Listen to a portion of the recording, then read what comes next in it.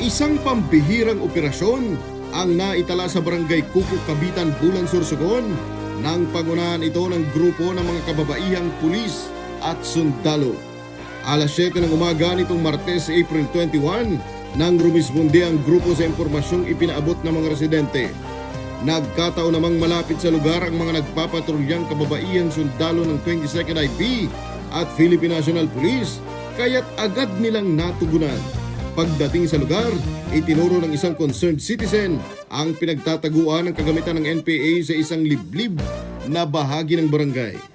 Natuklasan sa lugar ang 4 na rifle grenade, isang Claymore improvised explosive device, 2 anti-personnel mines at mga bala.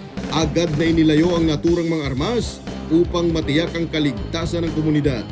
Kinilala ng pamunuan ng 9th Infantry Spear Division ang naging papel ng mga kababaihang sundalo at pulis sa isinagawang operasyon.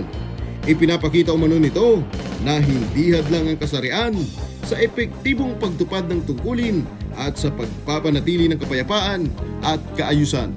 Kapayapaan para sa lahat. Jiro Banania, Spear News.